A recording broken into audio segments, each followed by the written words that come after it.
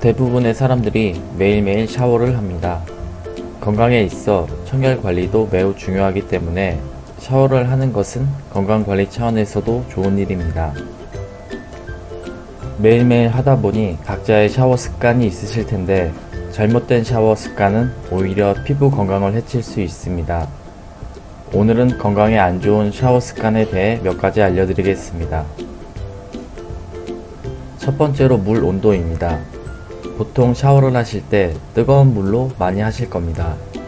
피로도 풀리고 근육이 이완돼서 피로가 풀리는 느낌이지만 뜨거운 물로 장시간 샤워를 할 경우 피부의 유수분 밸런스를 깨트리고 피부 장벽을 손상시킬 수 있다고 합니다. 또한 피부 노화 속도도 앞당긴다고 합니다.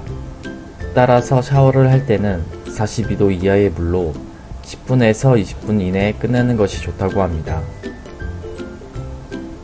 두 번째로 샤워하면서 세수하기입니다. 샤워를 하면서 샤워기를 얼굴로 향하고 세수를 하시는 분들이 많이 있으실 겁니다. 하지만 얼굴 피부는 몸보다 약해서 샤워기의 높은 수압이 얼굴에 닿으면 피부 장벽이 망가져 거칠고 건조해진다고 합니다. 따라서 세수는 세면대에서 하시는 것이 좋습니다. 세 번째로 잦은 샤워입니다. 하루에 샤워를 자주 하시는 분들이 있습니다. 특히 땀이 많이 나는 여름철에 그러하실 텐데 샤워를 자주 하는 것도 안 좋다고 합니다. 샤워를 자주 하면 우리 몸을 보호하는 오일막이 제거돼서 피부 세포가 파괴될 수 있다고 합니다. 몸이 건조한 사람은 더더욱 잦은 샤워는 피하는 게 좋다고 합니다. 네 번째로 축축한 면도기 사용입니다. 면도기를 사용한 후에 습기가 찬 곳에 보관하다가 사용하면 피부를 감염시킬 수 있다고 합니다. 샤워를 하면 오래된 모발이나 죽은 피부 세포가 떨어져 나오는데 이때 축축한 면도기를 사용하면 피부 트러블을 초래할 수 있다고 합니다.